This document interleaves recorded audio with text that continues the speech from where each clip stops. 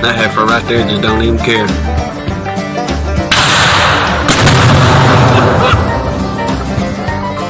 Take yourself out.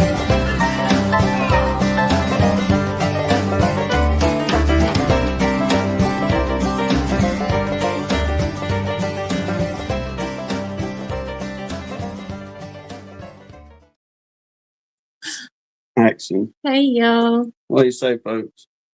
We sitting here trying to make sure we don't get our words mixed up, I guess.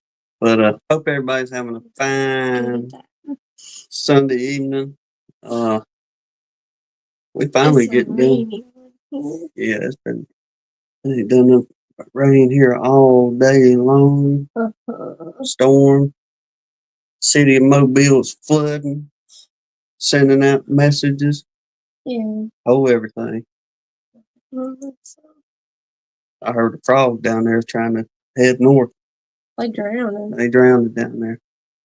But all day.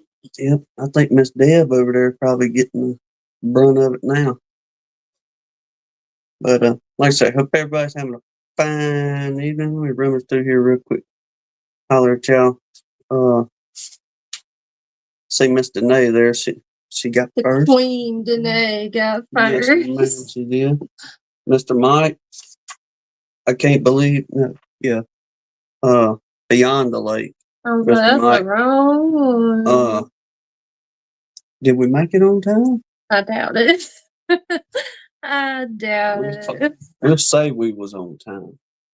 The rain slowed the time down if we was late. But anyway, Grayson, good to see you, bud. Deb slowing me down. That's for sure.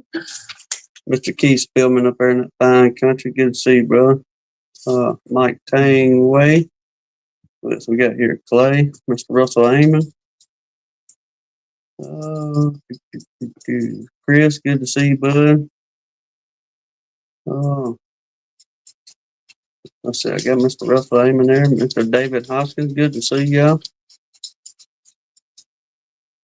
Mr. Rodney Middleton. I see his name in here. Yeah. He's got a storm in there too. Yeah, I know some of y'all getting some of that showing up weather right now. So hopefully nobody gets in a bind over all of it. Just I'm ready for it to get out of here. I'll tell you what. We'll get some good rain. That way the flowers will be ready to go. And there's Miss Leona. The whole bunch? Well, yeah, but Pastor Larry, Miss Jan, and Miss Leona.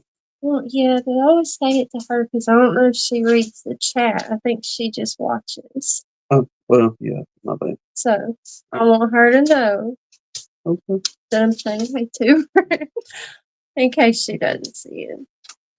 Who else we got here? Mr. James, Noel, Bundy. Mr. Dan Weaver. Richard. Who else am I missing here? Mr. Russell Cooper. All right, I think got everybody called up. Appreciate everybody just hanging out with us so far this evening. It's gonna be a sluggish show. It is. We tried. No joke. It was just more or less contemplated on. Do you want to go live tonight? Just you better have something to talk about to keep me awake because I don't think Death Wish is gonna do it tonight. Yeah, we get in a little something. I got a little topic, and we finally got some bees. I know a bunch of y'all. Bees in our yard, y'all. Yeah. In our yard. Got them back to the house here. What's there? Carl and his two bee brats here. Haley. And yeah, went and got them girls. Got a phone call from. I know some of y'all remember this, but you remember last year, whenever Hannah was so excited about going up in that bucket truck, and we went up in the bucket truck. Remember that?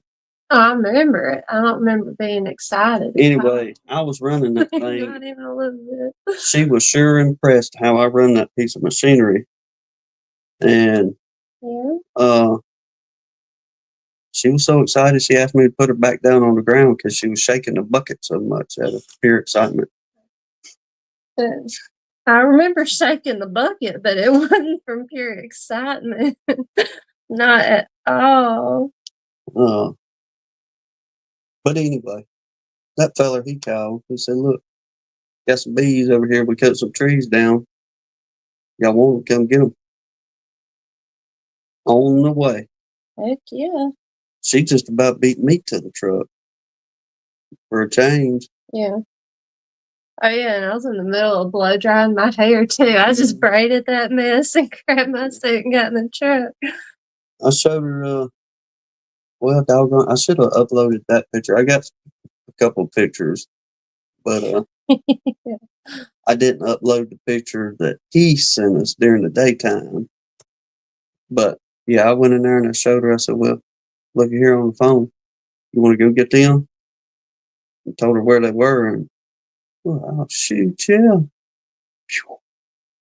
Loaded up, got gone. But it was a 9 o'clock trip by the time we got there and got everything set up. And it was just, look. Yeah. We're going to shake off these limbs into the box. And we just laid the limb by the entrance and said, we'll see y'all tomorrow, ladies. Hopefully y'all will be here. I prayed hard over that box before we left it. I ain't gonna lie. Lord, please let us take these bees home. Please let us take these bees home. He did. DC came in to hear it. He just got in here. Yeah. So we're beekeepers again. Like big kid beekeepers again. We did a little beekeeping today. Unintentional beekeeping because of the weather. And there was nothing here at the house with that swarm that we got. I don't know if the cameras will show. How swollen. Yeah.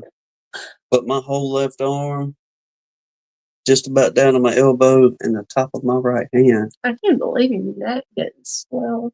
Yeah, she got one. Yeah, got me in the jugular. Hannah's like, she drew blood.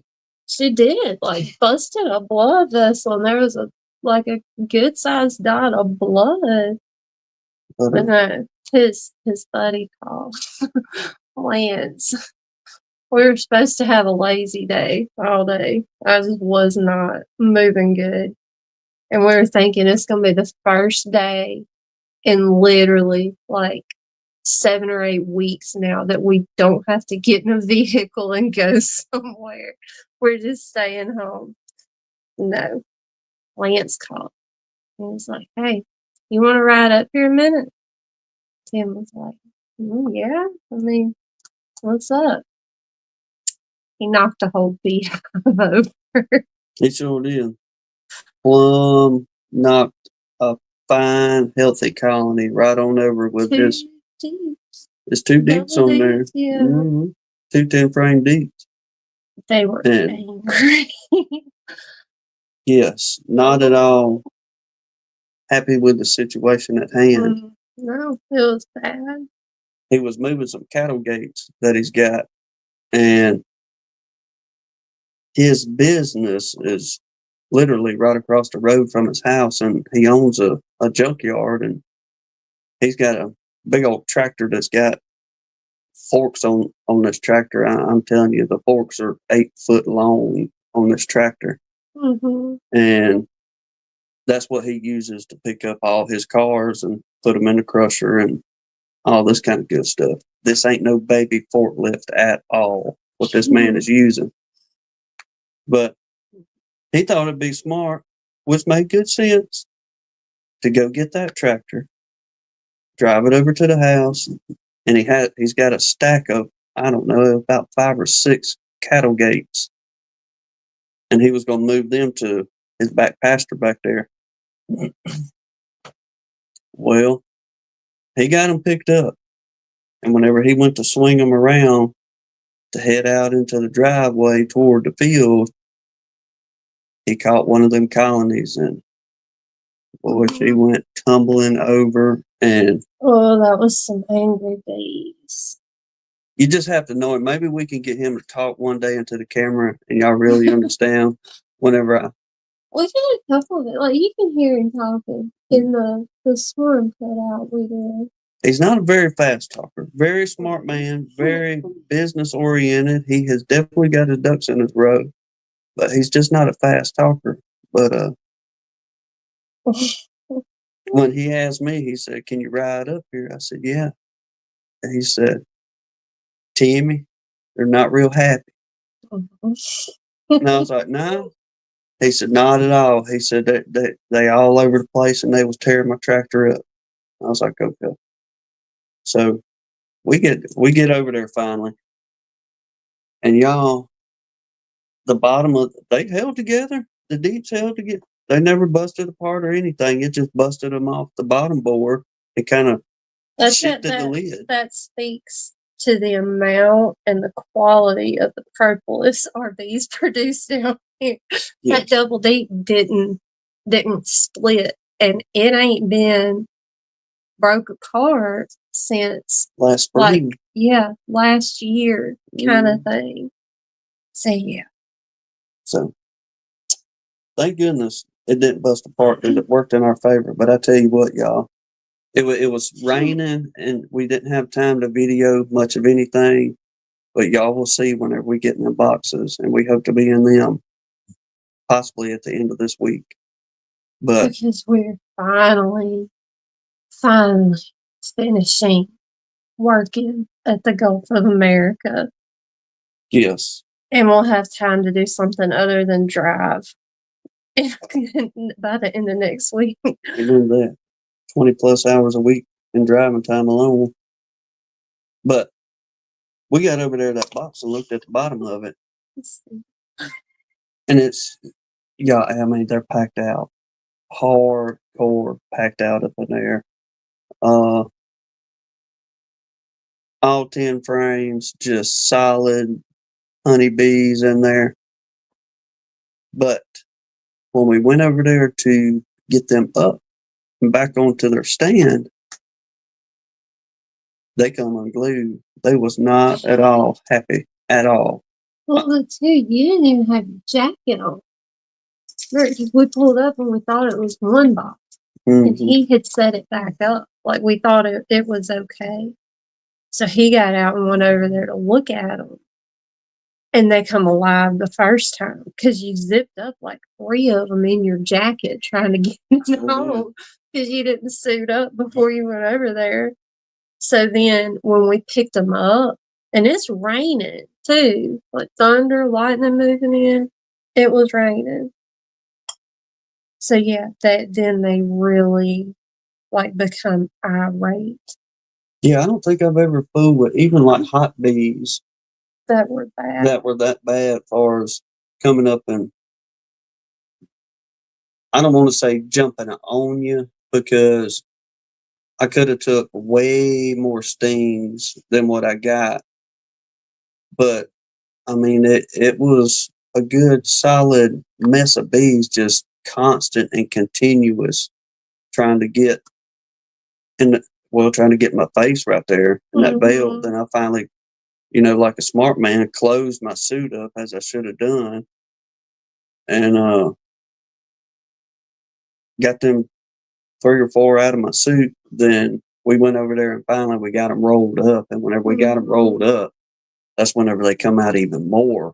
Because we squished the snot out of a bunch of them. Them boxes were so heavy, I couldn't hardly pick them up. So we were literally scooting it on the bottom board instead of just setting it down.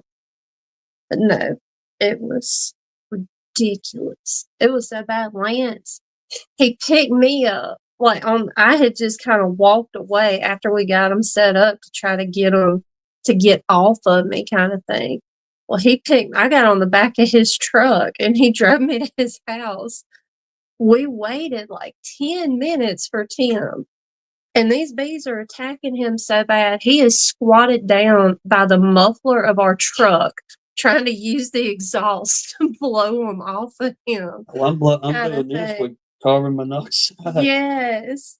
So Lance finally went and got him, but they were on him so bad that Lance had to take him all the way around the cow field to get him to quit chasing them. Yeah, they finally quit chasing me out there. But like DC said, it was a full combination of weather, being knocked over, and just all out fired up, and a fine box of bees at that. So Rodney said y'all have mean bees. well, the They're thing was usually not, especially that colony was typically really sweet, but they were not today. They weren't happy with that tractor with them forks on it. I know that, and with the weather too.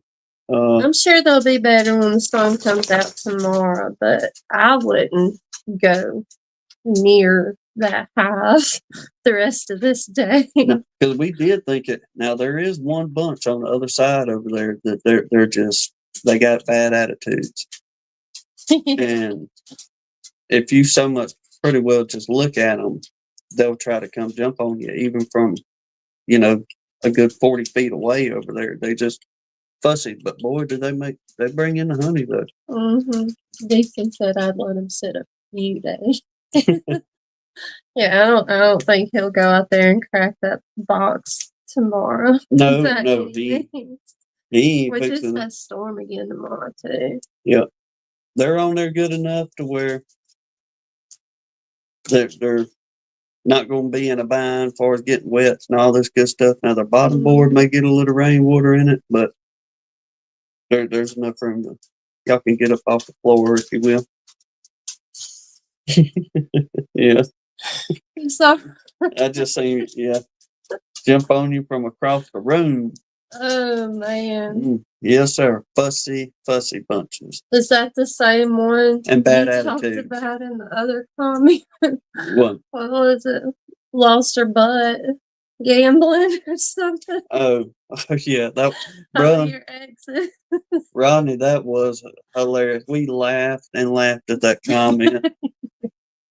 So man. we appreciate the remark on that. That's for sure.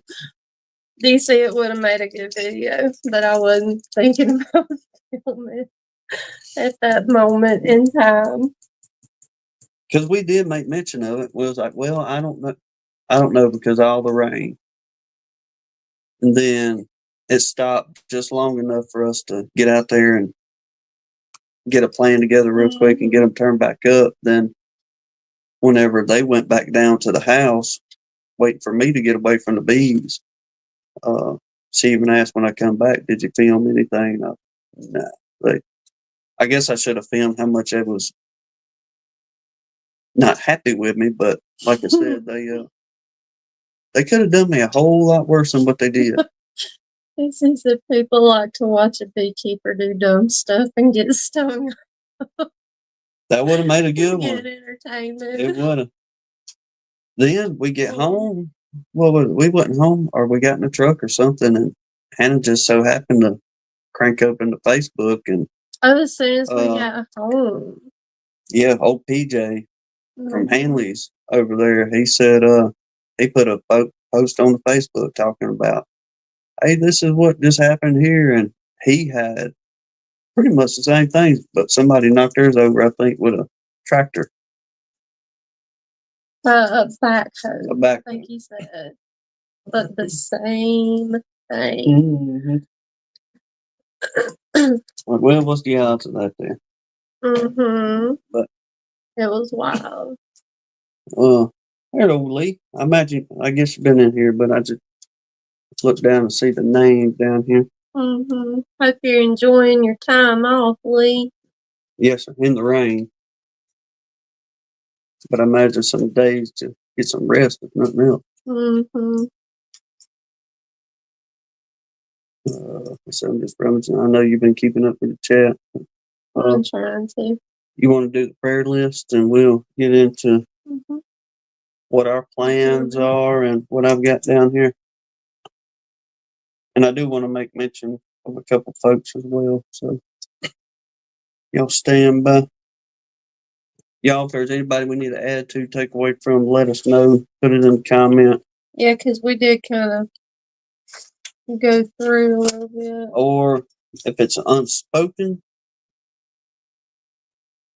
shoot it to us in an email. Yeah. And we'll be happy to add you to it as an unspoken. All right. We got Mr. Mark and his wife, Ed and his family, the Dirt Rooster's dad, Mr. Pat, Miss Deb, Mr. Donnie, Mike Tangway's family, DC's parents, baby Luca, Deanna Wheeler, her son Reed, Rachel Wilson, her sister Amanda, and her niece Riley, Philip's mama, his friends BJ and his wife, Bobby's Bees and his family, Aaron Frederick, Mr. Larry and Miss Sherry Gandy, and Mr. Larry's mama, Hillbilly Earl and his family, Steve Amos's brother, all the storm victims and the war victims,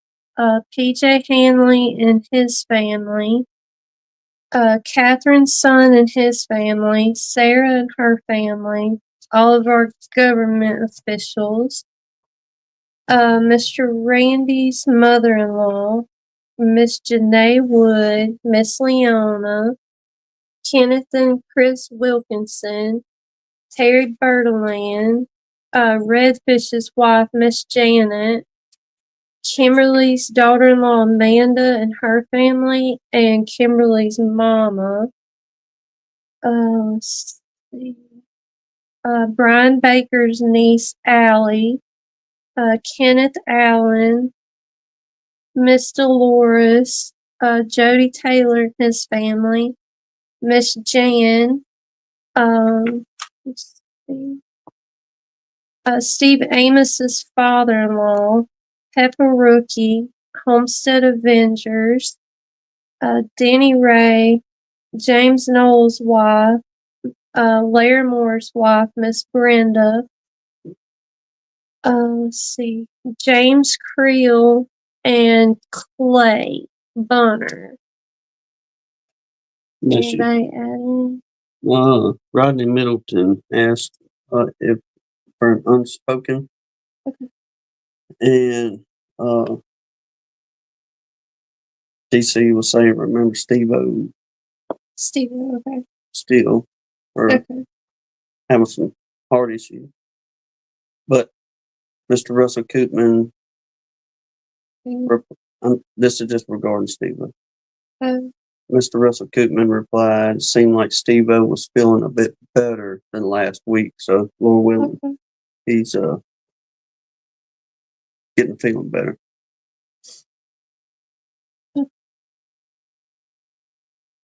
Let's see. Add Jasper to the list.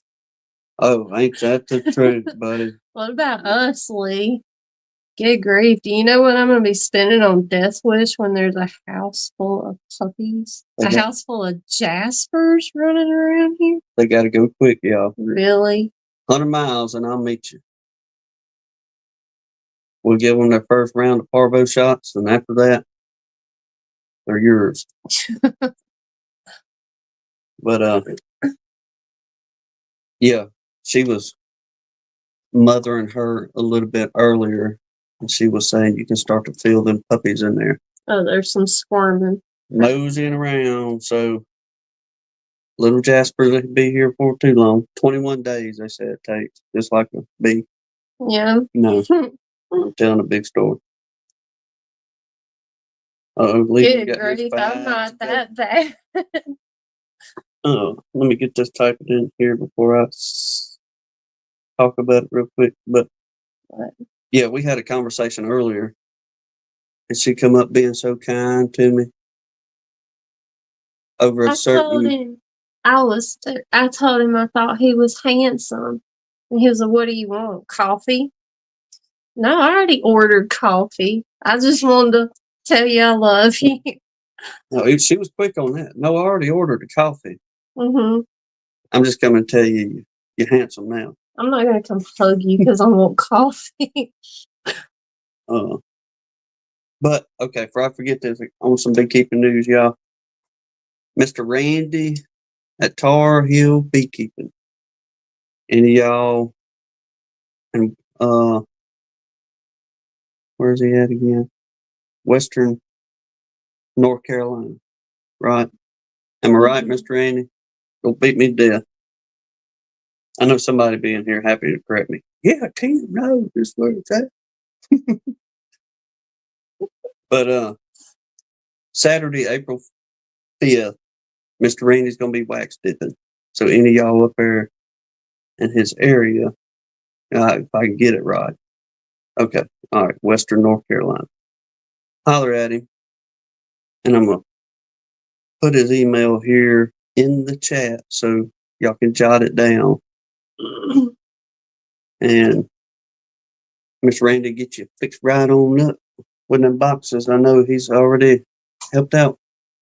I've done quite a Yeah, few. Pastor Larry and there's some others that went by there Mm-hmm. and got their boxes done. So any of y'all looking to wanting to get them boxes dipped before his season, buddy, his season is here, Mm-hmm. kind of thing. And it got here kind of, I guess, quick. But for us, we didn't have bees, so we couldn't go out there and watch for the signs. Mm-hmm. You know, them bringing in pollen, or they got a little bit of nectar coming in, or they drawing out, Mm-hmm. things like that. So, but we like we're saying, spring's here, so any of y'all want that boxes done, holler at Mr. Randy. He'll definitely get you fixed up. About what he's doing. Yep. Let me see if I can get to them real quick. Show a couple, if there's any new folks in here, somebody watches later. You still got a moment? Yeah, I think so. Yeah. There's someone. I think that's what he done for. Y'all correct me if I'm wrong, but I believe that's what he done for Pastor Larry and Miss Jan and Miss Lee on there. Or it just may be some other stuff, or that may be it there. But like I say, he's getting it. Hold on. There we go. That's the one. The best picture. Let me take me out of that. Bam. Sweet Miss Leona, Mr. Randy. Go up there and get your picture taken with him too. Okay. Got that. For that Saturday, April 5th, 2025. Just in case Lord knows somebody watches this in 2 years and goes, well, let me call that fella and say, yeah. But let me get his email in here before I forget.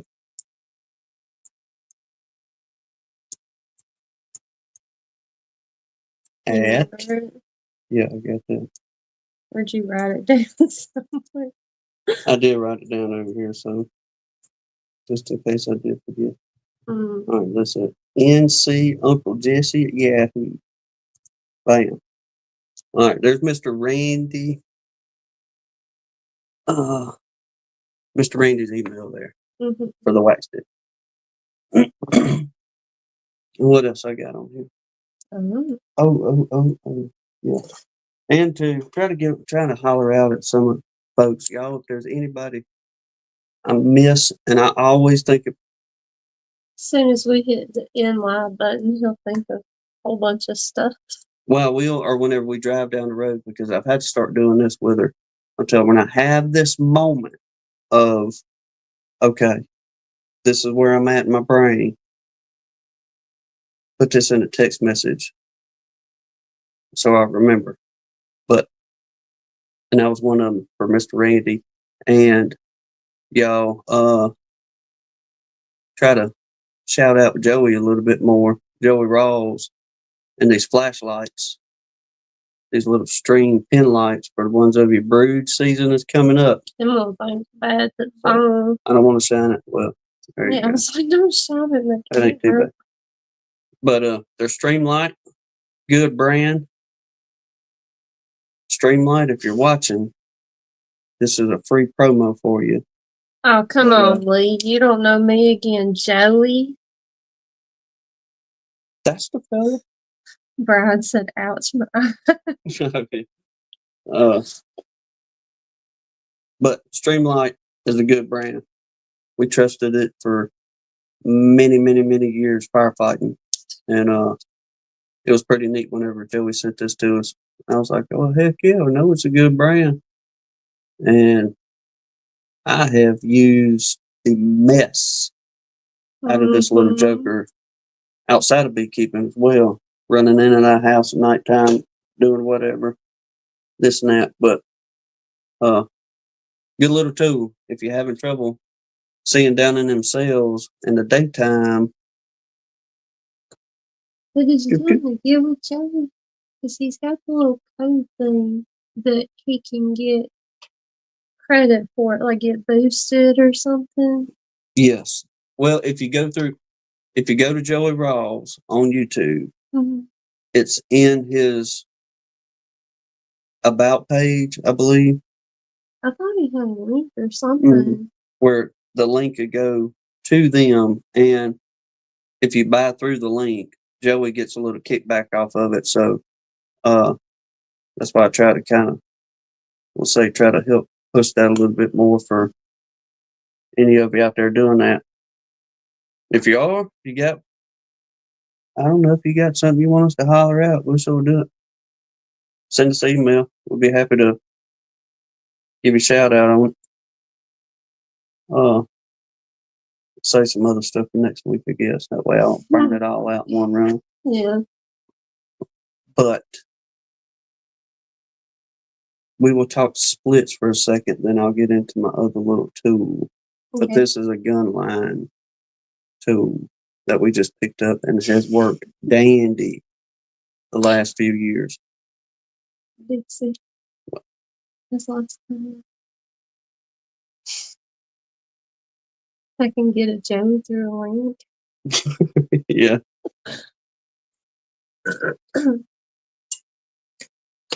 Hey, Joey, good people too. I haven't seen him tonight. I think that's why Lee said Joey too, because he's not in here. Hey, I will say, and I know many of y'all can say the same, but talking to people, like doing this here, these chit chatting back and forth, fellowshipping, and whatever we get in on beekeeping. But talking to people through the chats, then you talk to somebody over the phone, and you kind of get an idea of who they are and all that good stuff. But when you can actually sit down and speak to somebody face to face, and have good conversation, and visit with them and their spouse, and everything is a bunch of questions. How did you do this, or how do you do that? And this is what's worked for me, and this is what hadn't worked for me. But I'm just saying, sit down talking to ones like Joey and Lee and folks like that. It's been a pleasure meeting individuals like that. Where's I going? So, your next little tool, splits. Splits. Yes. After seeing that mess today, we're going to do some splitting, and that is for sure.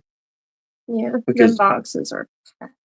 Look, I don't know whenever he opened the box up, but there is one colony out there. Y'all, we haven't touched these bees since it's probably been a year now since we've been in the bees. Mid-April will probably be an actual year. We have to go back and look, but it's been a while since we've done anything with those bees. And I do remember we went and put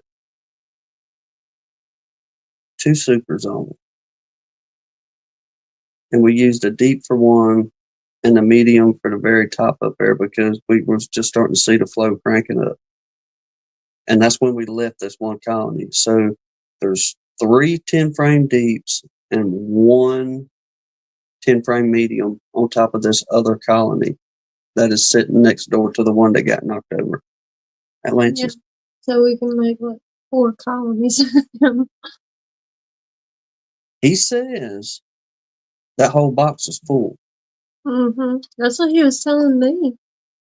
Standing So by the house down there waiting on me. He was like, man, y'all think that box is full, that tall one is full.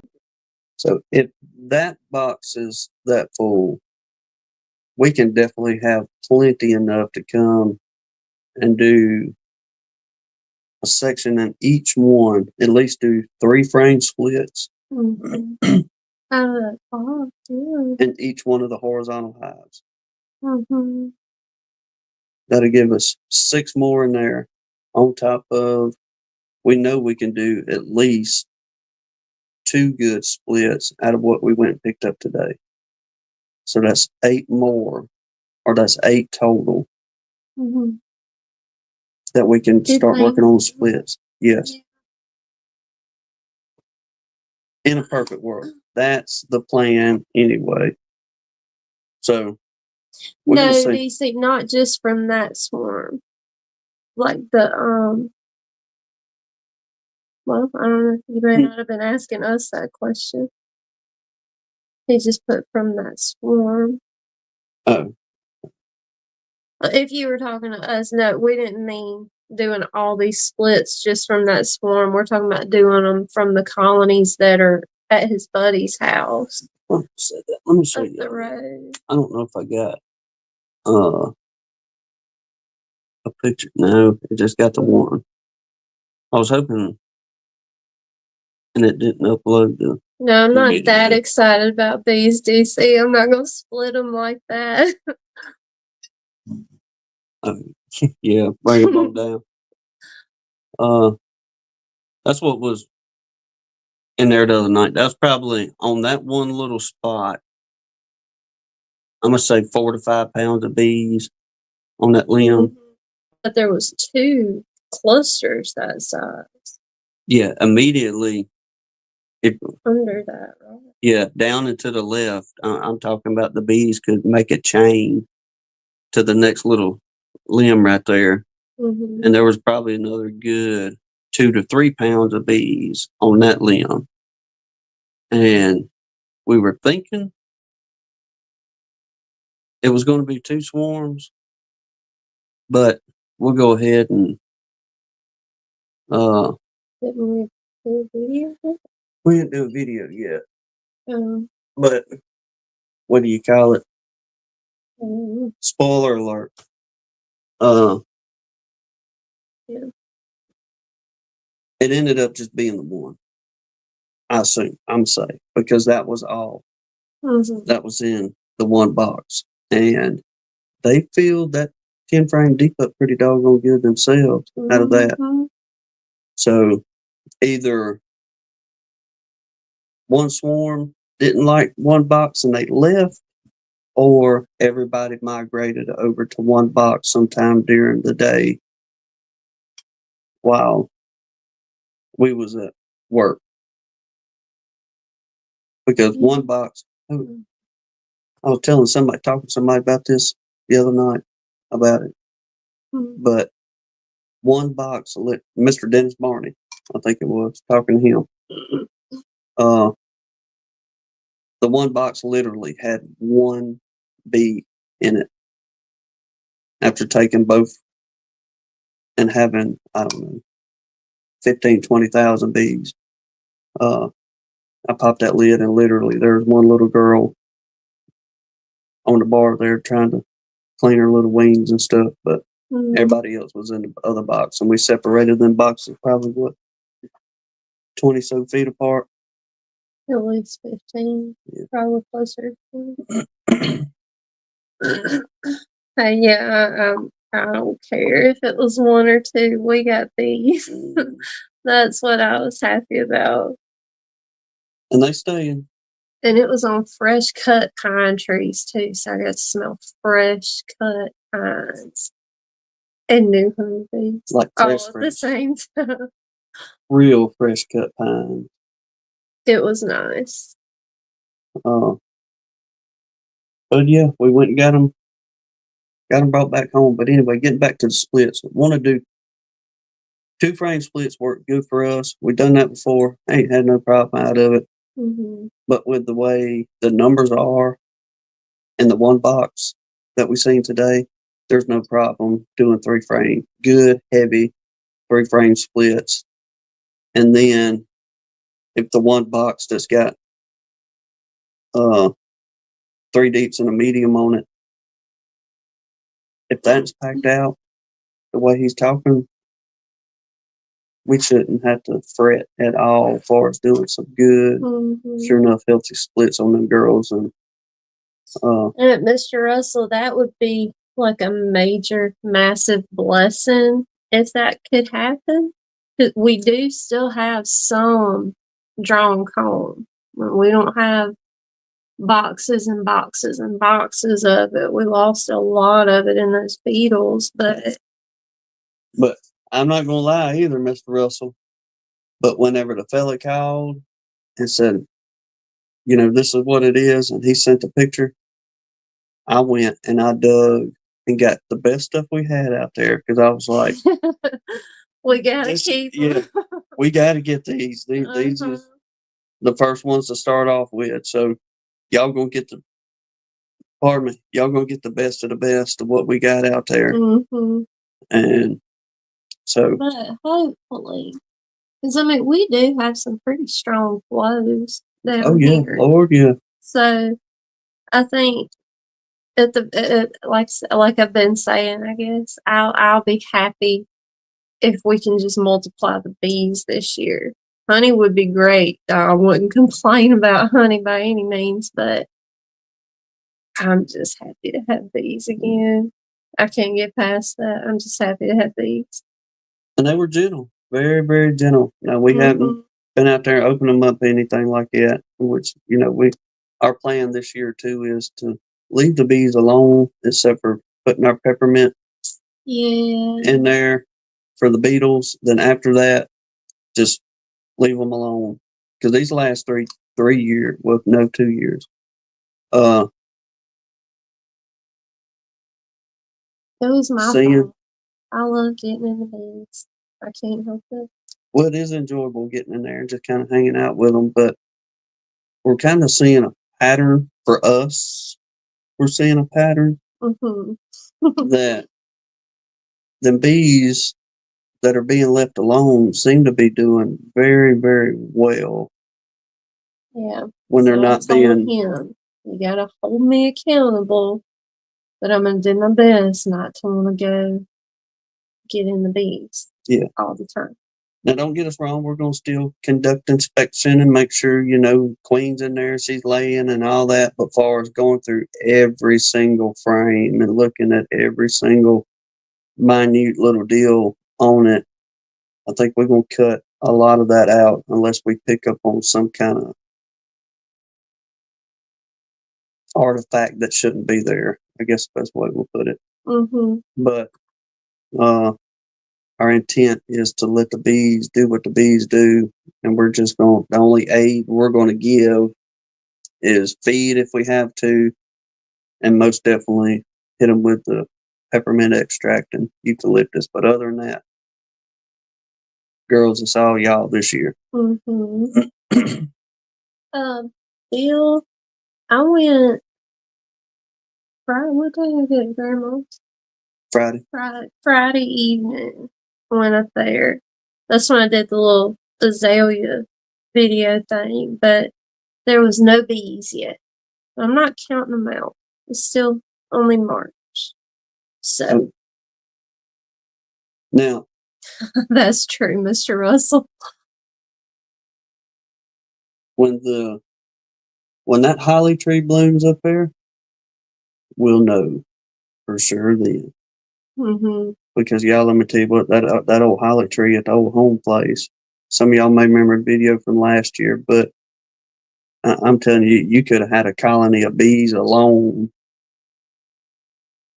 What was flying around that doggone holly tree, and we do have one swarm trap in there. So hopefully we'll get a couple. I'd love to catch one up there. Yeah. not only, I guess for the sentimental part of it because of the old home place, but there's a historical value to it to us as well. Will we ever know?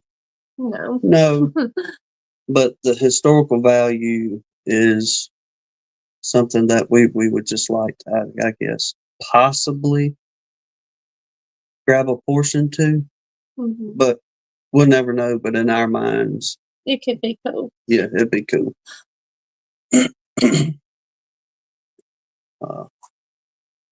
But I see everybody, well, not everybody, but some of y'all chirping about them maples blooming. I guess some of ours are bloomed out. Just about. I saw a bunch of hanging on a tree. But I will tell you, I know we made mention of this, and I gotta say this again, but them dogwoods is beautiful this year. I'm talking about pretty. Dogwoods and tunnel trees blooming like crazy right now. More than I remember seeing last year. Unless I'm just getting old and can't remember. But y'all folks in the North Country, let me ask y'all this. This especially for like Russell and Darren and Carl, the ones that be up there. Do y'all have tongue trees? Or up there? Tongue old trees. Yeah. A lot of people call them. You talk about a beautiful, beautiful tree, but all of them are in bloom. Oh, down here right now. Brian C. said they had some full supers off the cherry laurel this past week when he checked. Sweet. That's wild. Heck yeah. Well, didn't Keith Spielman? Wasn't he the one talking about he's got honey supers already? Yeah, Keith went on and got stuff on early because he was, I think, saying something along the lines that some may say it may be a little too early, but the signs that man was seeing made him go on and push to the point of, let me go on and get something on here. It was a tongue tree or a tongue oil tree. I'm not sure the spelling on that, but undoubtedly, especially around here, because there was an old mill where they would harvest that oil, but apparently whenever that tree puts off that flower, and it's a real pretty flower that it puts off, there's a hole, I guess, that comes off that flower, and once ever it ripens, they push that oil out of it or extract the oil out of it, and it's got several different uses. I know it's like furniture uses and different stuff. Yeah, that's it. But okay. I'll put it in the chat. Mr. Dan. Okay, yeah, Mr. Dan spelled it right. There we go. But he ain't got him up there in his neck of the woods in Pennsylvania. Nobody understand what I was saying. Yeah. What? Google can't even understand me. No joke. We'll get it out here. Good thing Mr. Dan knew what I was saying. Well, I guess it's more of a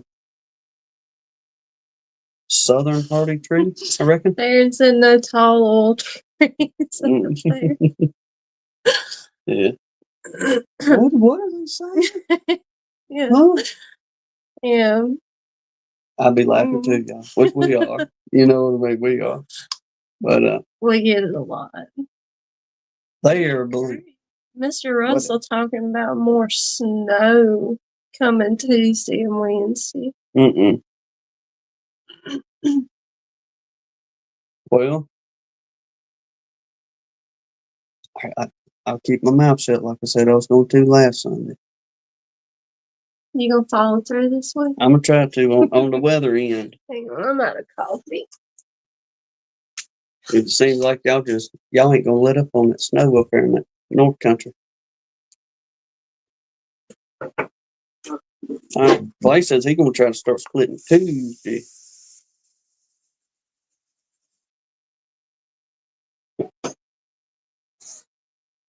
like I seen or heard somebody else in Joey's chat last night was talking about that. Starting split. I guess Mr. Dan Weaver went and done a little bit of in-depth on them. He said if they grow north of I-40, I will be surprised. Looks like they're more of a swampy, warm area. But I know because Joey asked about it on his chat, and Mr. JW was saying they sure didn't know. I don't. They all over the place around here. But like I said, they used to farm all that stuff too back then. And you look out through some of these old woods, with a lot of it's growed up with that old privet hedge and mess like that nowadays. But it you can see it shining through with all them big pretty flowers and that stuff. I guess it kind of well, I don't want to say that. I was going to say in a way it's like a miniature version of a tulip poplar, but the flower really don't look like a tulip poplar.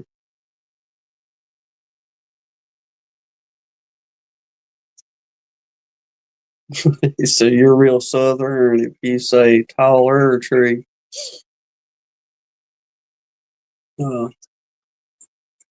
I ain't saying they ain't got none in Ohio, but if y'all are interested, Google. They're a pretty tree.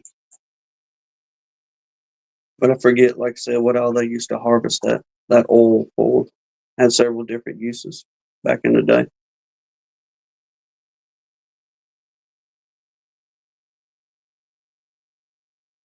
Yeah, most everything is just about getting in the, I'm gonna say close to half or full bloom right now when it's coming to these trees. Now the hickory trees ain't showing a leaf one yet, so we know it ain't official till we go to seeing them leaves on them old hickory trees. But that's about the only thing that ain't putting off any kind of foliage as far as flower or leaf. Most things are starting to look real pretty around here. Getting color back to it.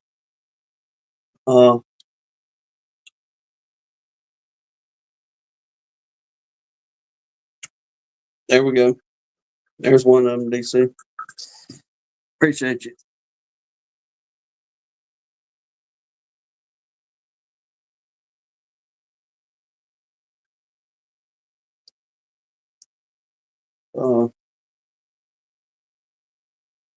But back to where it was.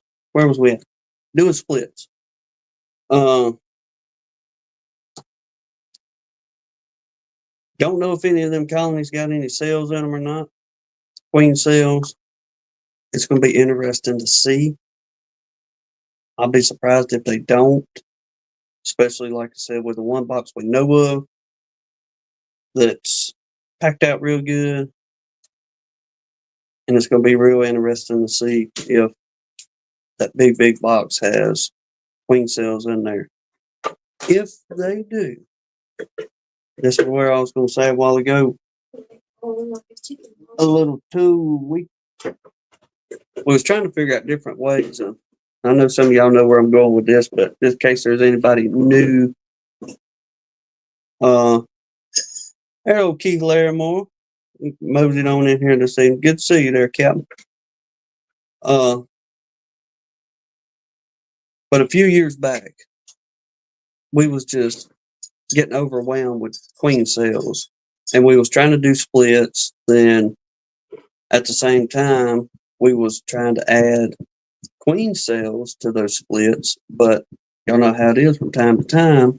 Whenever you're trying to cut out them blasted queen cells, it's just about near impossible, especially if you're doing it with a pocket knife or a razor knife, anything like that, without getting into the doggone cells.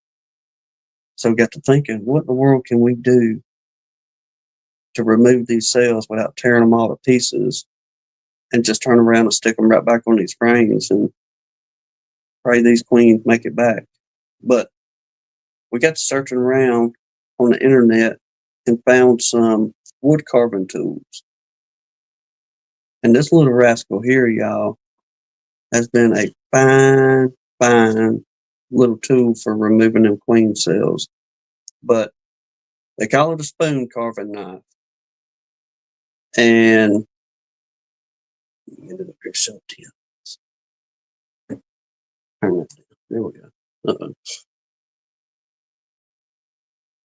Anyhow, all it is just a knife with curvature to it.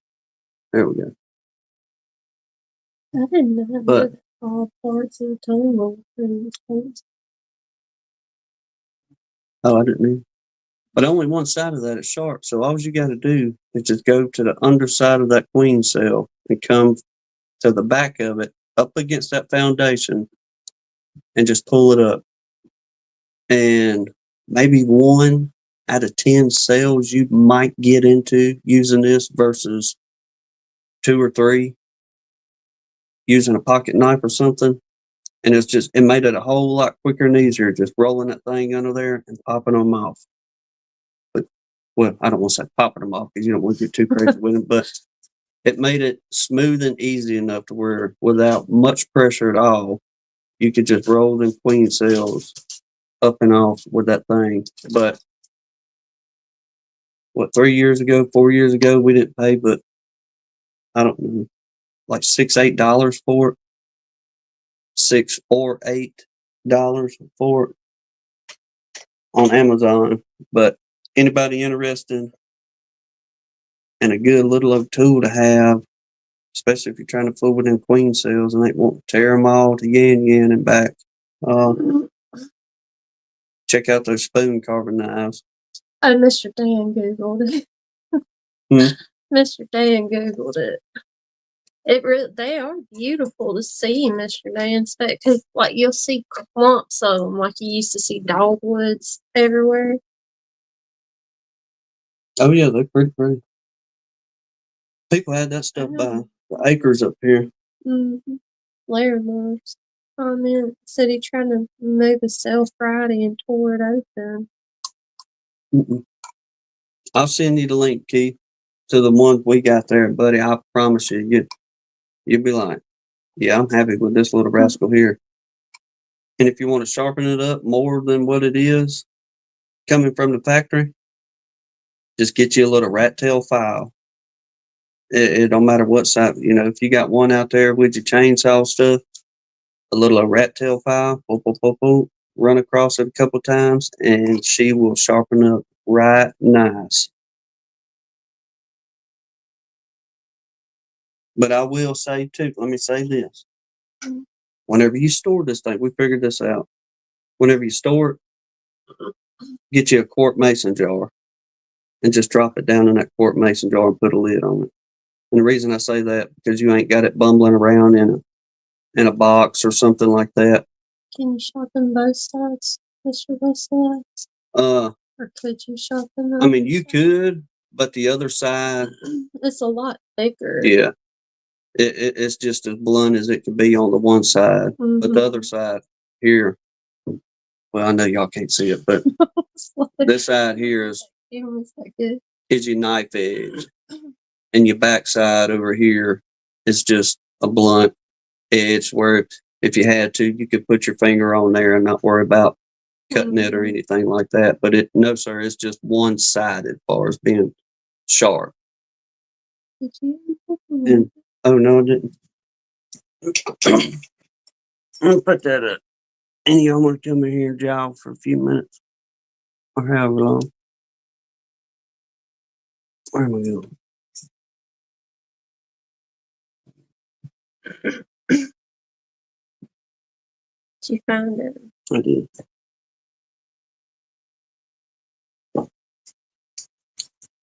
Bingo. There we go.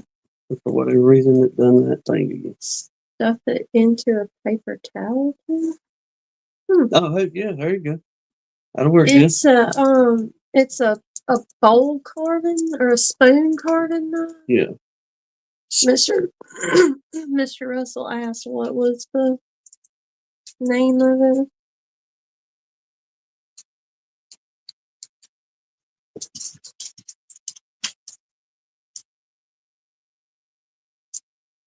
Let me get it in here. Uh-oh.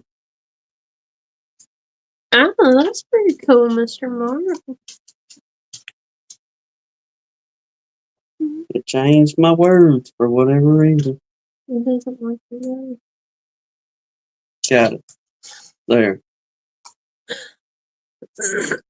He said when you cut the cells out, you can wrap them in aluminum foil like a cell protector, poke a toothpick in the top, and then stick it in the frame. Just a little extra protection. There you go. Have to keep that in mind.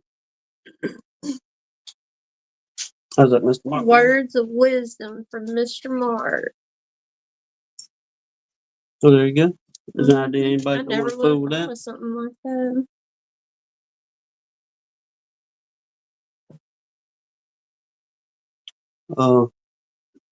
Hmm. Oh, that's a good little couple little hint. Mm-hmm. I was kind of going to fall in on if we didn't get anybody in here chit chatting. We was going. Steve said he got one last year. Did he get him one? Mm-hmm. Awesome. Heck yeah. Mr. Steve Amos. Where's we going? I forgot again. Derailing. Old wives' tales. I got to nosing around the other day. I don't know why it got me thinking about what were some wives' tales in beekeeping. Because you're so good at telling wives' tales. And there was some humdingers in there. I tell you that. Good grief. What was one of them? We'll read some of them off a minute ago, but if you carried all right, here's one. If you seen a swarm of bees on a dead limb, dead tree, or dead branch, okay, Mm-hmm. it was pretty much catastrophe from the get-go with that particular swarm. They said those bees will die because they landed on a dead tree or a dead limb. And that was a bad sign or omen back in the old-timey days, as far as one of them old wives' tale. Okay. That's different. It was. Well, what else we got out there? Let's see, we got all that done. Let me look at these real quick. Start that a moment. Why don't you lift the screen up where you can see? Well, because it's like shining in Oh. my face on the camera there. But this is from, where did I get this mess from? You're going to read a minute? For just a minute. I'm going to play that to you right now. Stillwater Valley Orchard.com. But it was like some beekeeping superstitions. And it says since today, I guess whenever they published this, but being Friday the 13th is a day where people are more aware of superstition than other days. Here's a list of beekeeping superstitions from a beekeeper page this individual follows. A common theme about beekeeping history is that the honeybee was considered so sacred by every culture that the exchange of money for bees or honey was taboo. Gold, of course, being a noble metal, was accepted for payment. Bees and their honey were to be given away or traded by another natural resource. What y'all reckon of that? Don't be selling or buying it with paper money. It's time to be trading it for gold. It's unlucky when moving bees to carry them across a stream because if carried across water, they will die. This was written in 1911 from the Golden Cross Journal. Another one, he who steals bees steals from himself. Good luck, as stolen bees never prosper. That was 1899, the Honeymakers. It is also considered unlucky for bees to swarm upon a dead or, as instance, a post, a dead tree, or dead branch of a living tree. In some places, this means that the bees themselves will perish, and others that a death will occur in the family within a year. And that was 1899, the honeymakers, once again. It is widespread superstition that the bees must not be bought with money in exchange for some product of nature through, though, all right, it's talking about the money thing again. Though in some parts of England, bees may be bought with gold. Bees, according to a prevalent Sussex notion, will not do unless gold be paid for them. Hence the old saying, if you would wish your bees to thrive, gold must be paid for every hive. For when they're bought with other money, there will neither swarm nor honey. And that was 1871 from some archaeological collections. Y'all check this one out.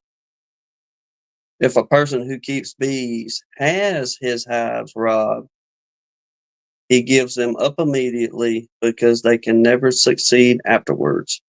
This idea arises from an old Breton proverb, which says, it's in a different language, but no luck after the robber.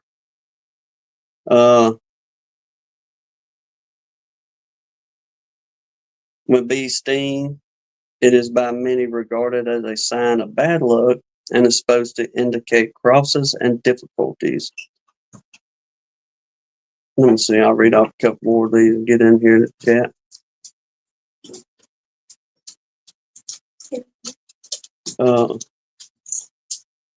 It is unlucky to count your beehives. Once again, that was 1911, the Golden Cross Journal. I like counting your chickens for the hatch. Yep, don't count your chickens for the hatch.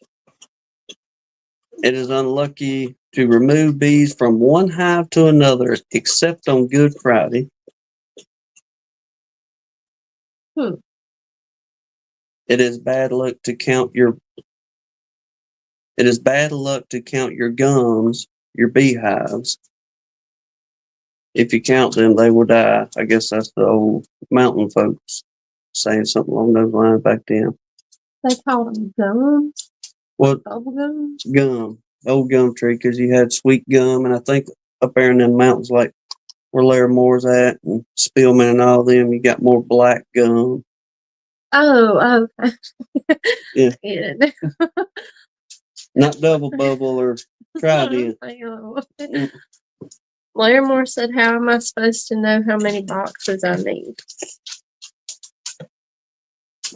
That's an excellent question. That's anybody's guess, Larry.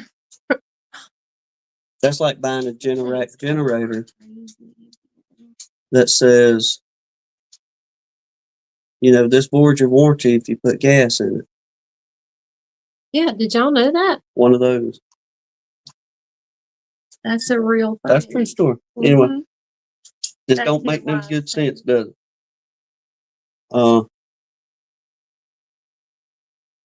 Mr. Russell says just keep filling them up till you run out. Is that all you can do, Laramore? Oh, let's see what else.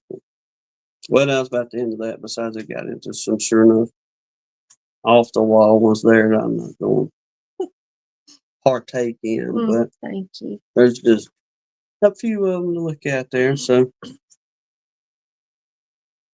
what's one of the craziest off the wall wives' tales y'all have heard out there? We talk beekeeping or not on that end. Don't get too crazy with that, you. Yeah, keep it family friendly for sure. I was like, you put out guidelines like that, and heaven only knows where it's gonna go.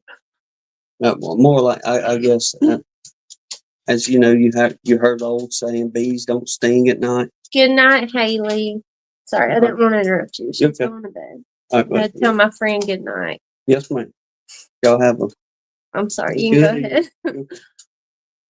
But what was the old bees don't sting at night? Yeah, that's a lie. That's a big lie. Then They don't sting this month. yeah, only in April they don't sting. Yeah. Tell somebody that for April Fool's. Well, I mean, one of the old ways that I heard this quite often coming up as a youngin' though, but like as far as a telltale sign for spring was, I know it's not the honeybee end far as wives' tales, but the bumblebee. When you see the little bumblebee and you see her moseying around, then you know, okay, you can go on pretty well count spring being here. And but I know a lot of folks tell it by other ways. I guess some folks watch the skunk, some folks watch the, you see the maple bloom or things along that line. You got your all other different signs. Lord have mercy, I got the hiccups this evening. Yeah. You throwing buttons. In like a line and out like a lamb sure isn't working out this year. There's one there. Oh,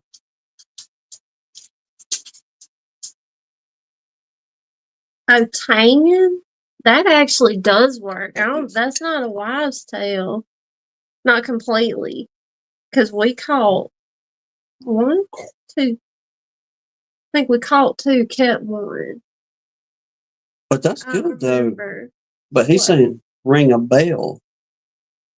If you had an old cowbell to keep out there for the tan. Yeah, I mean we done it with what I have. I had a hive tool, and y'all know the tool you get with you when you buy a new chainsaw. You can adjust your chain and your spark plug. Yes. That's what I was doing out there with it, and sure enough, it brought that swarm down, and we ended up putting them girls in a box, and we kept them for I don't know what, a year or two. Beat a frying pan. I've landed a couple swarms. Yes, sir. It does work. I wasn't giving up my frying pan. That's why I use a chainsaw. Oh, well, just kind of grabbing whatever you had, because at that moment I was like, we need something. But yeah, she wouldn't let me dragging pots and pans outside. Steve, I don't know. Did Bob do a video hanging last year? Mm-hmm. He's saying banging on the boxes. Mm-hmm. Which I don't see why not. I'm not sure. I mean, I'm trying to answer his question. I don't remember if Bob did or not. But from what I've read on it, is the whole tanging is, I guess the bees mistake that possibly as thunder. Mm. And that's kind of cool too. Bee Kind Apiary said ringing the bell was actually used to alert the neighbors that the swarm was yours due to the value of the hive. That's interesting. You see people panicking in old days. It's mine, y'all. Ain't no finders keepers around here. But, well, I mean, with that being said, if I'm reading them old bee journals and in the Foxfire book where it talks about beekeeping, back in the day, if you was moseying out through the woods hunting, we'll just say you was out squirrel hunting one day, and you up looking at them trees and you start seeing them bees coming in and out of a cavity of a tree. Well, if nobody staked claim to that colony of bees, then pretty much the code, the unspoken code was, these are yours. So if somebody went back there and fool with them or, tried catching them or something along those lines, then it was considered not very neighborly. I'll just put it like that.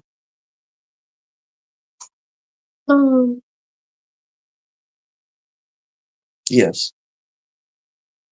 Mr. Mark, that was the first one I saw. Get your duck call and call as low as you can. And then too, wasn't it Sarah that was doing the sign trick and caught a couple swarms? The silent swarm trap. Wasn't it Sarah that did a couple videos catching swarms like that? Because I just told Todd that, and then I got to thinking maybe I was wrong. Because he asked if anybody had ever tried it. And I'm pretty sure it was Sarah that did. What was she using? The Russian sign, like the Skyen. Yeah. Am I saying it wrong? Skyen? The Skyen? Yeah. Something along those lines. We hung one up last year before. Yeah, it's been a couple of years. And we didn't have any luck, but we weren't really trying it. Okay, yeah, I'm not crazy, DC. I thought it was Sarah. Has anyone else seen a drone swarm during mating? I have not. Oh, y'all talking about Bob Benny.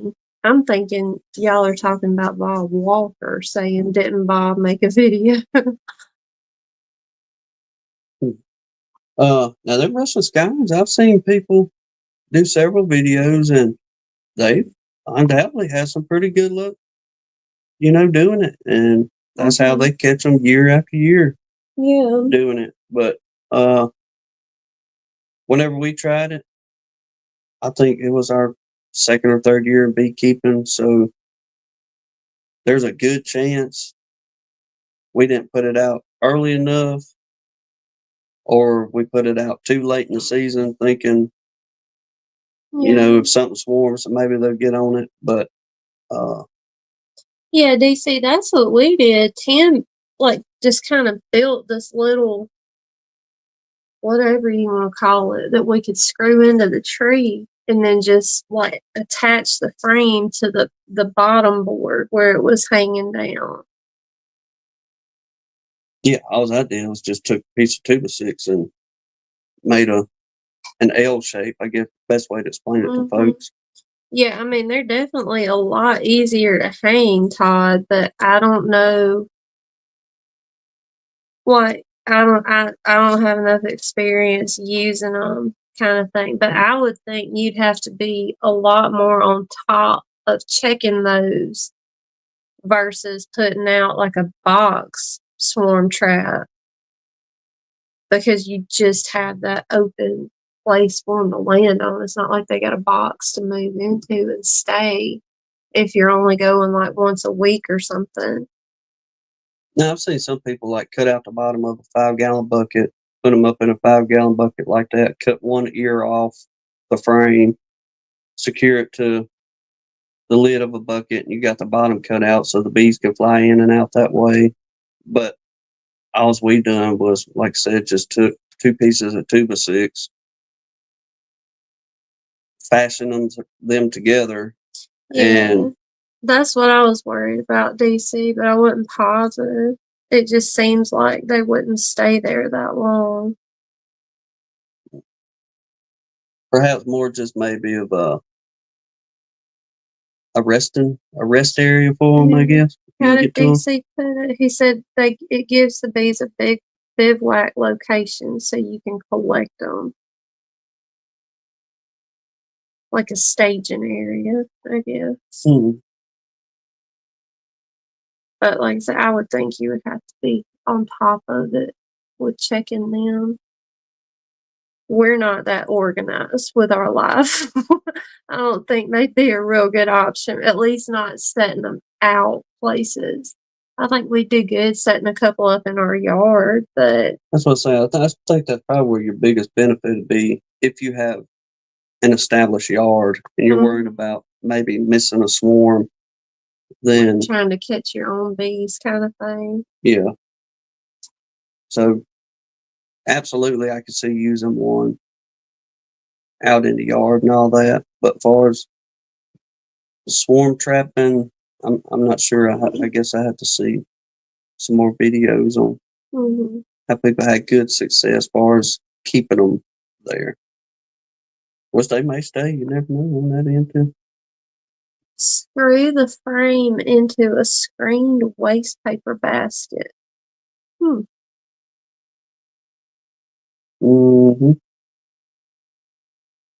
And while we're talking about that, and on these swarms of different tactics to use, Mr. Mike Conley reminded me of his tactic to get them girls that are beyond a 6 or 8 foot ladder. Yes. Using a fishing pole. Get you some 20, 30 pound test and put on that bad boy and have this individual for nothing but swarm catching. But slap you a 1 ounce weight on the end of that joker. And if they're hanging off a limb where you're not going to get tangled up a whole lot, especially if you know how to cast that rod. Yeah, cast that rod just how you like it. But just fling that weight up and over a limb, let gravity bring the weight back down. You got some 20, 30 pound test line on there. Tie a brood frame with brood in it now, if it's at your house. But if nothing else, tie a frame to it. And all you got to do is wheel it right on back up to the swarm up there. Let them walk right onto the frame. Hit your release, mosey them right on down to the ground. Boom. Carefully. Stick them into a box. Load your fishing pole and bees up. Head on to the house. I told him, I said, that's genius, Mr. Mike. I got to use that. We get some showing up air ones. Oh yeah, you can best believe we're gonna be breaking out a fishing pole before we go getting a bucket truck on scene again. I'll get him another bucket truck. You don't worry about that. I'm sure I will, but I ain't gonna go willingly. I'm gonna try to work that out with Mr. Ed over there. Between you and Good Time Charlie doing the camera work. You and Mr. Ed can go up in the buckets. Well, we're gonna run the buckets. Let y'all get them shots. Oh no! If I go up in a bucket, I'm running my own bucket. No, we'll run it for you. I don't know about that. You'll be okay. Maybe Mr. Ed won't be as apt to play games as you and Lance. I don't know. Scaring me half to death. He was giving Good Time Charlie a run for his money in one of them videos I seen. But I don't think he'd do that to me the first time he ever met me. I'm gonna hold on to that. I'll tell you, it's all right. Go ahead, Mr. Yeah. Don't worry. I'm feeling the love buttons. Let me see the machine. But yeah. I'm gonna move back to some deals here. Oh, Todd done moseyed off in here, hadn't he? Way past all the comments, everybody. Matt, Sandy Valley, good to see you. Brian and Jen. Who else am I missing? Be kind, Apiary. Mr. Bill Lee there.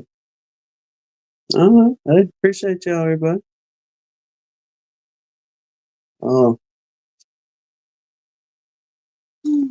What else? Now we just wait, y'all. Impatiently. I know some of y'all getting ready to. I imagine some of y'all probably already done some splits. And you folks in the North Country, God love you. I know y'all chomping at the bits just to do anything with them right now.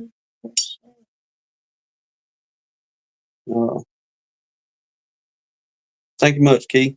I was typing in. We appreciate you, Larry. But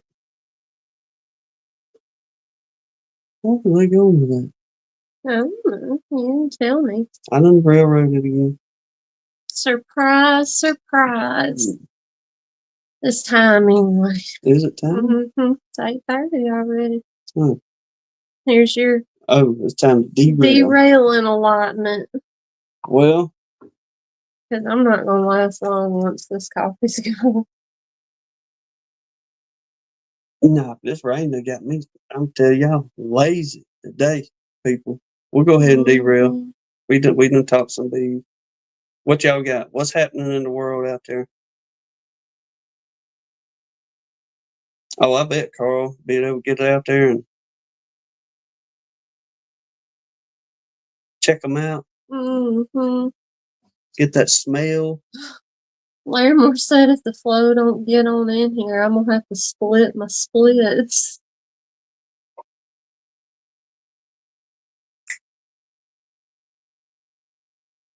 All right. Mm-hmm. Mr. Dennis Barney said he's out putting swarm traps up. You need me to help get you in the ditch on the side of the road. I may need some. I doubt it.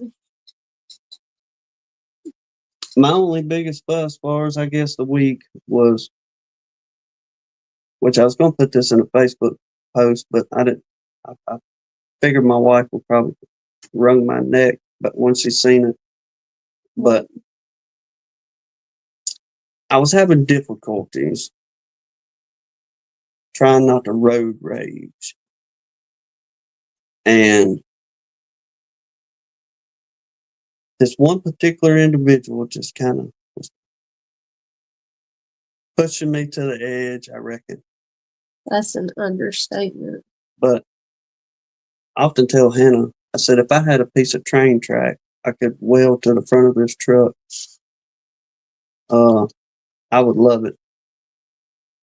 And I'm not going to say what I'd do with it, but I would love it. Use your imagination. Yeah. But my biggest fuss the other morning leaving out was, and I know I'm not the only one, I probably majority of the people in here will agree with me whenever I say this, but I'm all for being able to see when it's dark outside. And I'm all for being able to see going down the road as you're driving when it's dark outside. But these new headlights they put in these vehicles are a bit infuriating because they're already bright enough as it is. And a lot of the yahoos don't know what that little bitty blue light on the dash means as they're going down the road. Meaning I got my bright lights on, so let me just drive past you the whole time while I got these 747 headlights on the front of my pickup truck or my car. DC said there's a reason I'm very glad I do not have to interact with modern society. Oh, it's been a rough one for me, DC. That's my goal in life. Get to where I don't have to interact with modern society. But that's where we got in on the Facebook post. I'm always driving on her about that train track. And I told her, I said, look, I said, the next thing we're going to buy headlights to put on this truck that you'll be able to shine a deer from 1.5 miles away. And whenever the game warden drives past you in the daytime with them turned off, he's going to rubberneck and feel suspicious that you are up to something during the daytime hours. There are going to be such big lights on this truck. That way, I can give the common courtesy back to the people going down the highway.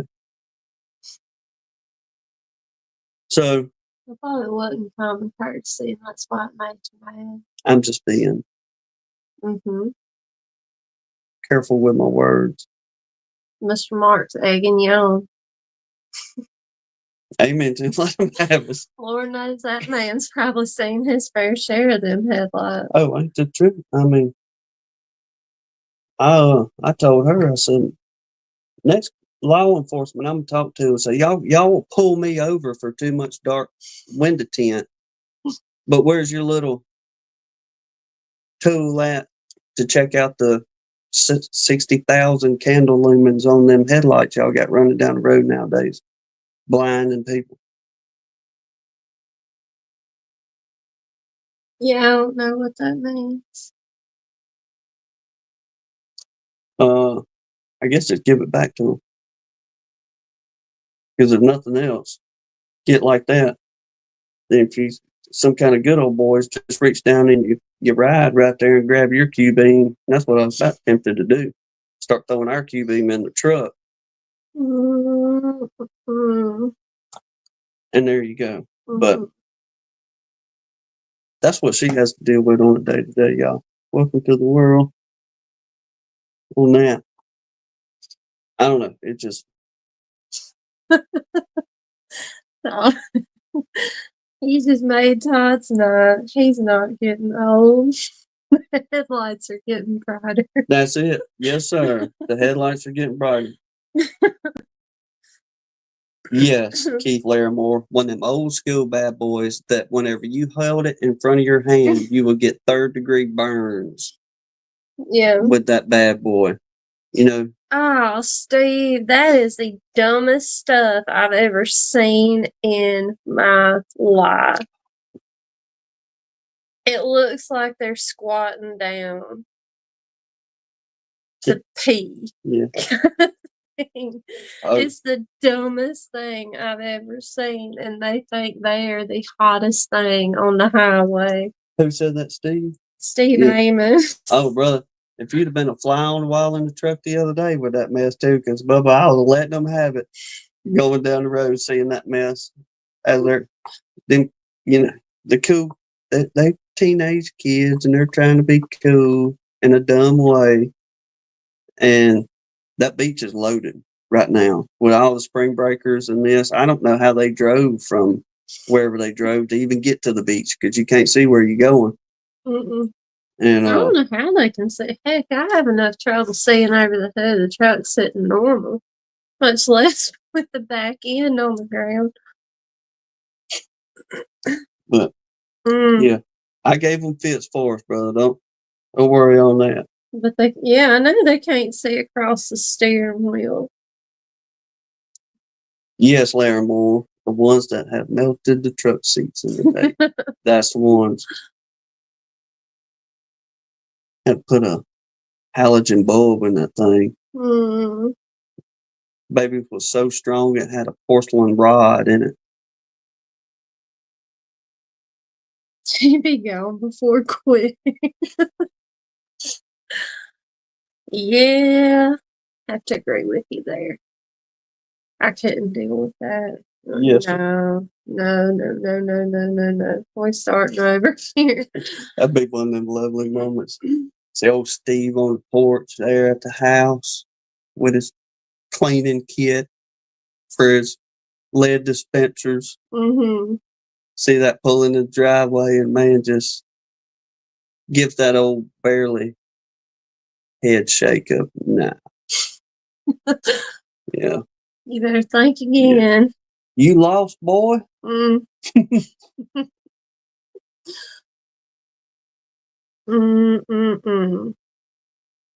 right, y'all. What else you want to derail with? Because I am almost out of coffee. Hey, Larimore, if you need one, holler at me. I got a stockpile of them little bad boys, and I'll shoot you one up there. Or any of you gentlemen, I said about 4 of you, holler at me, email, text message, whatever, and I'll shoot you one to you because my cousin worked at the power company, and every time I could hit him up, yep, and every time I run into somebody that does power company work, something like that, I'll hit them up, and I got me a little stockpile in bad boys. So any of you gentlemen out there that like them old porcelain rods to sharpen that knife with, holler at me, and I'll get you one. Todd, that's because thank God we hadn't been to Walmart much in a while. I've been doing good on my mission to stay out of there. We did go the other day. It was a quick run, but don't you fret, Todd. I gave it to him coming through the door, Bubba. Immediately walking in. And I could see her just cut her eyes up at that camera at me. Because I'll fall back just a step or two. Any other time I'm right there side by side with her. But then when I see that, I'll fall back. That way I can give them know what for. I think this was on the last with the truck stuff when you were saying come pulling in the yard. Not sure what he's dropping off, but he sure ain't picking nothing up. No. Yeah. And definitely. You lost. Especially Steve. Steve's the biggest, is as a big of a dude as Dirt Rooster is, as far as height. Yeah, as a teenage boy, you walk up and see a man that size, you'd be thinking, yeah, I don't know about dating this one here. Her daddy's a big old feller, and I don't think you want to mess with that. Yeah. But that's good. You daddies out there still doing that stuff. Keep up the good work, gentlemen. God knows we need more of y'all in this world. Amen. I'll shake every one of your hand right now if you could. Definitely need more men in these youngins' lives that are prone to go that direction with their youngins to make sure they're taken care of. Well, PJ, did PJ just get in here? Has he been in here? Yeah, he just came in. We was carrying on earlier.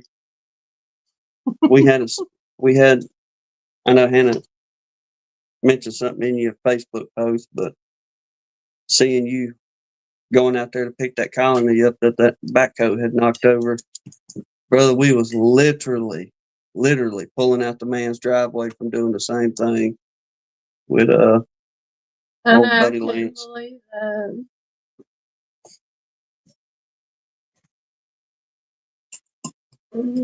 There we go. Yes, sir.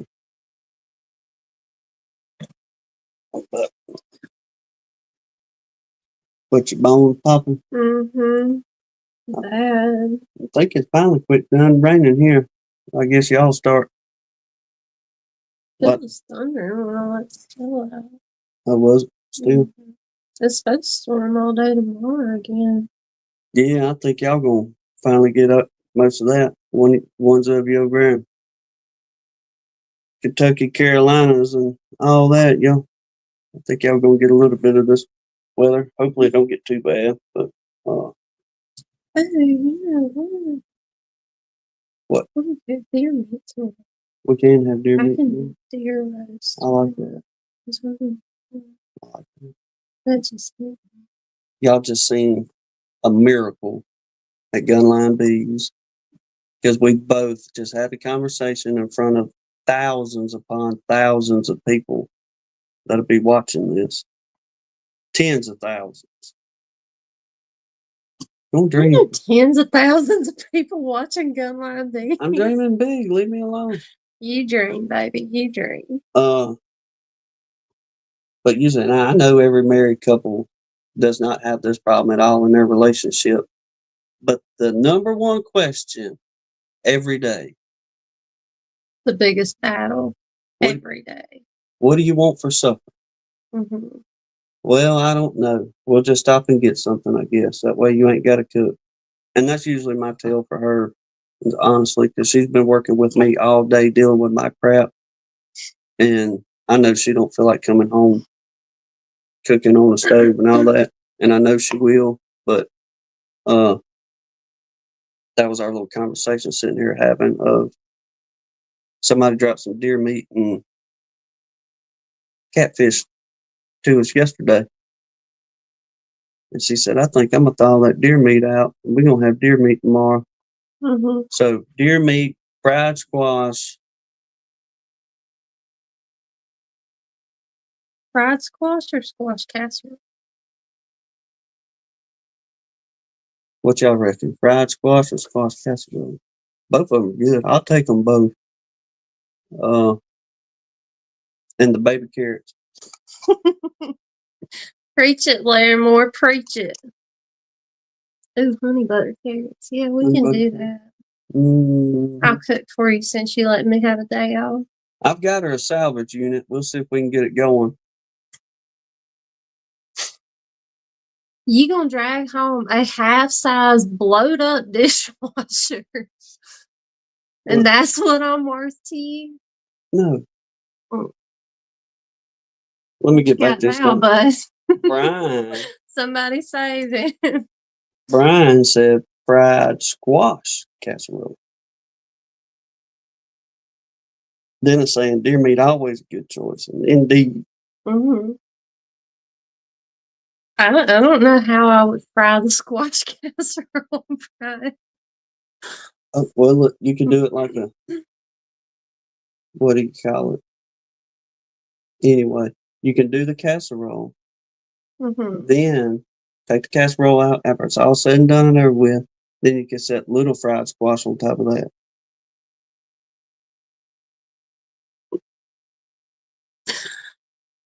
Oh, I love you. Yeah. Cabbage and butter noodles? Is that like spaghetti noodles? I don't At least you're honest, bro.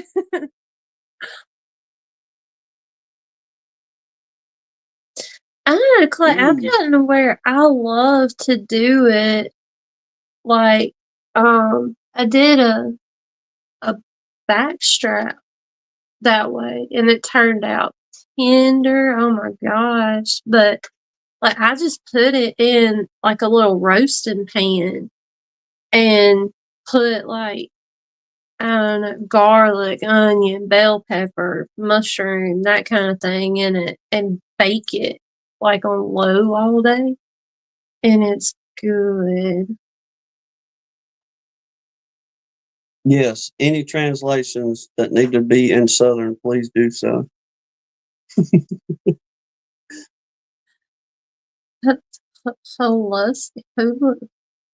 What is that? I'm just going to agree with Keith Larimore. I could go Wow. with the fried squash alone. She knows that. Oh yeah, he can make a meal off of fried squash. But it's gotta be buttermilk fried squash. He don't like it with plain milk. Doesn't work right. Mm-mm. As soon as she's pulling them little puppies out of the pan, I'm over there pulling on them jokers just as quick as I can get them cooled off. I'll be full before she even gets a plate made. You talk about get me fired up. I'm beating him away from that plate because he won't eat nothing else I cook. He'll eat the whole pan of fried squash. Uh-oh, Mr. Bill Lee. He said, we're going down the road the other night with a tractor and someone high-beamed us. We hit them 3 set of lights. All saw was dust behind them. Light up like daytime. That's what I'm talking about. Break them from sucking eggs. You'll learn to dim them lights once you see. That's where I'm trying to go. Ooh, that sounds good. I had a craving for some like real homemade mashed potatoes the other day. I hadn't done them in a while. Ooh, have y'all ever had mashed sweet potatoes? Like fresh homemade mashed sweet potatoes. That's good stuff too. Oh, that's a new one on me, Brian. I've heard of everything fried from squash to Oreos, but I ain't heard about fried broccoli. I tried. What about fried corn? Or hold on for y'all say, oh yeah, I've had fried corn. I'm talking about corn on the cob where it's been battered and then fried. And you got you a piece of fried corn on the cob. You talk about a good meal in itself too. That's why I say I'd probably try that fried broccoli, especially if it had a good batter to it. Okay, yeah, but a lot of times, like especially you talk to modern people, if you say mashed potatoes, they instantly go into that little bag of Idahoan instant mashed potatoes. So I clarify real mashed potatoes. Oh, now I can eat my weight in fried pickles. Lost me there. Oh, I love them, man. I can make a meal on fried pickles.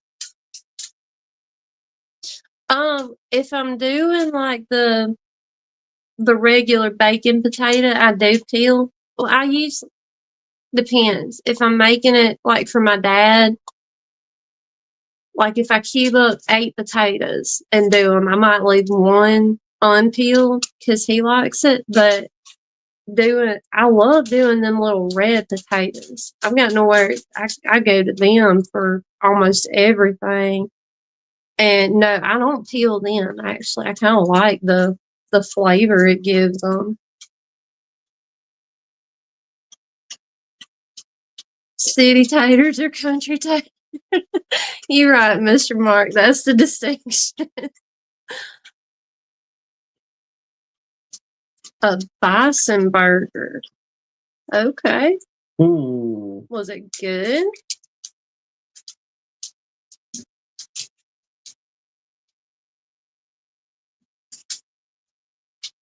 I don't know.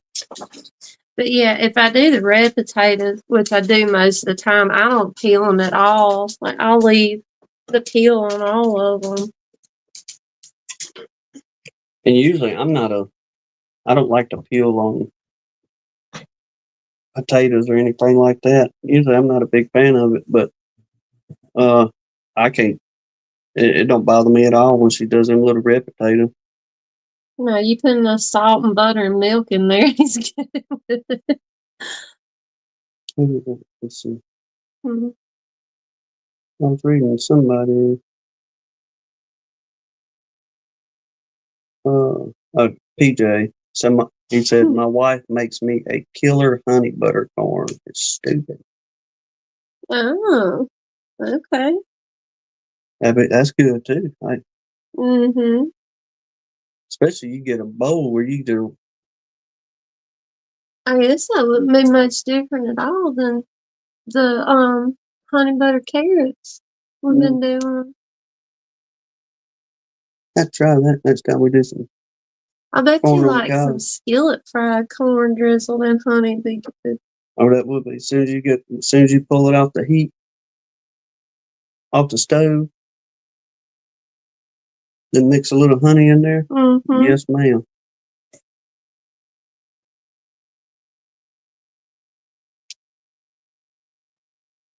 Yep, you right. Yeah, that's what I'm talking about. Use it for double. Y'all know how it is anyway. Most anything. The next day, that's when it's going to be good. Well, but I mean, like even with them taters, you can make like a really good breakfast casserole the next morning. Taters and eggs and sausage and cheese. You in business. They just said lean and powerful. Oh, I bet. Refried tater. Hey, they good though. Mm-hmm. Got to get them warmed up good though. You don't want to chomp off into one and that baby's still kind of cold in the middle.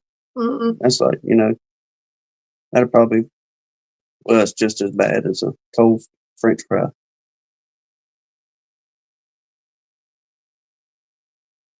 Yeah, I'm definitely going to have to try to talk you into that. I'll remember to do it next time we do it. The corn and honey butter. It's been forever since we had corn. Mm-hmm. Fly away for breakfast. Take them all down. That's it. Yeah. Tomorrow's a new day. We'll work up something in the morning when we get there. We got this right now.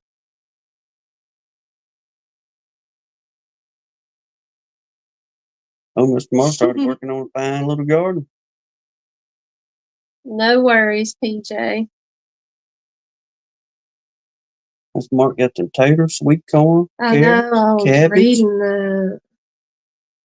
Look, Larimore's gonna get us back on track. Where are we at? Well, it's a good mold for candles out of the wax left over from harvest.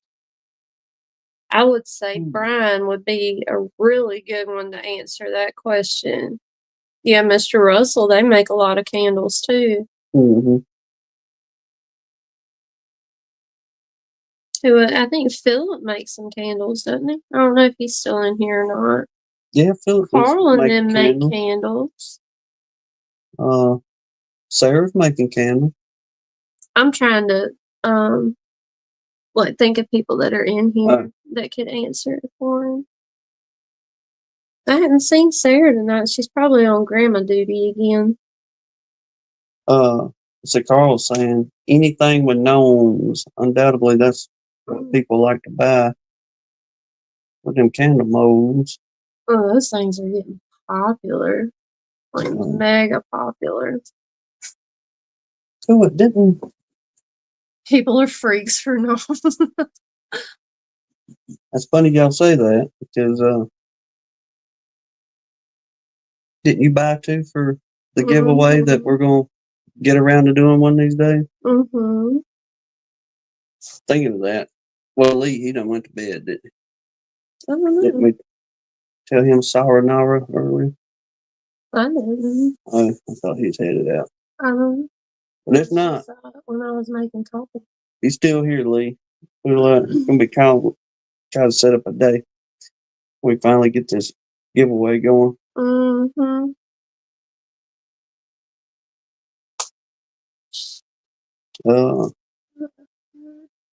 Brian's saying if not much, I would use the beeswax and a lip balm or salve or lotion bar. Our French bulldog is a bestseller too. Okay.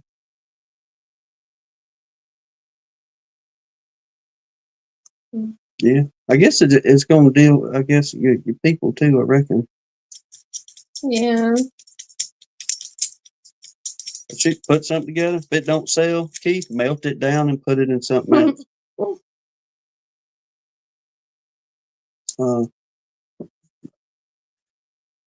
Yeah, we fit. Yeah, I guess we're gonna wrap it up here. I'm getting.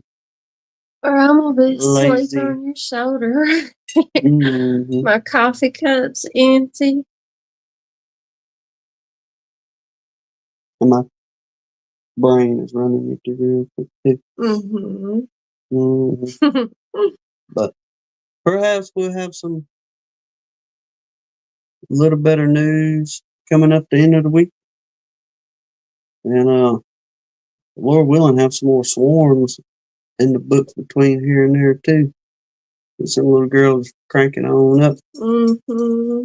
We got our number out with just about every local law enforcement within about a 30-minute drive. We ain't going no further than that. If we go over to Mississippi, Dirt Rooster's got everybody south central Mississippi and all that over there. But we'll just see what we can get down here in South Alabama on this side of the line right here. Mm-hmm. It's coming. It's gonna fire off. It is. Mm-hmm. But well, you ready? Okay. All right, y'all. God bless you. Lord willing, we'll see you on the next one. Y'all take care. Stay safe out there. Y'all have a good week.